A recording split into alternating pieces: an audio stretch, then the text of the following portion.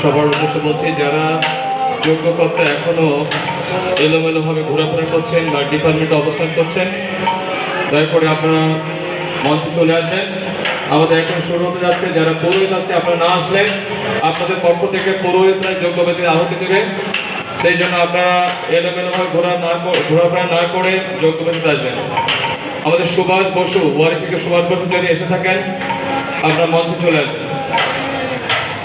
আর যে সমস্ত যোগ্যতা এখনো বিভিন্ন ডিপার্টমেন্টে অবস্থান করছেন, আমাদের মেন মন্দিরের নিচ থেকে আমাদের আসার রাস্তা রয়েছে, আপনার সাথে চলে আসবেন। যারা খুঁজে পাচ্ছেন না রাস্তা, আমাদের মেন মন্দিরের নিচ থেকে রাস্তা রয়েছে, চলে আসবেন। হরে কৃষ্ণ।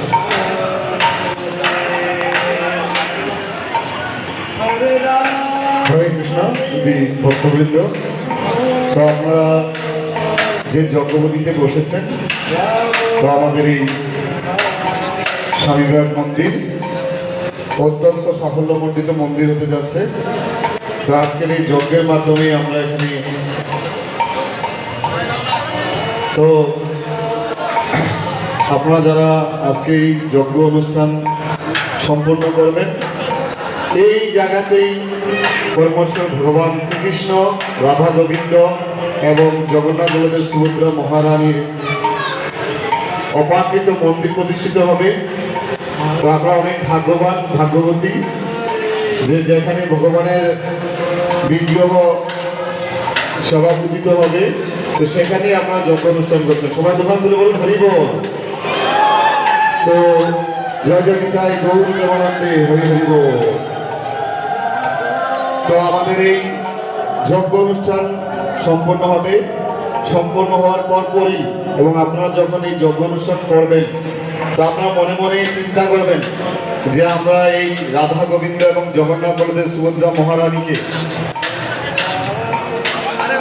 সবাইটা উলুধরি দেন। জয় জয় নিতাই গৌর প্রেমানন্দে, হরি হরি বল।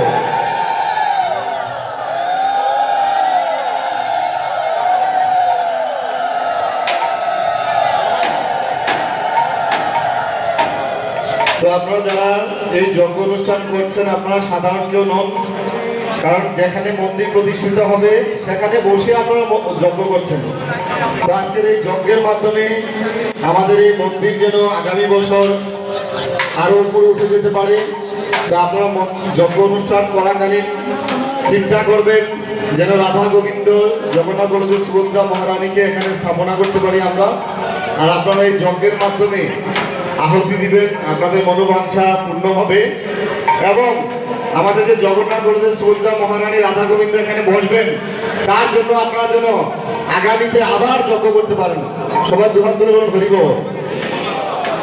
আর এই স্বামী বিবেক মন্দির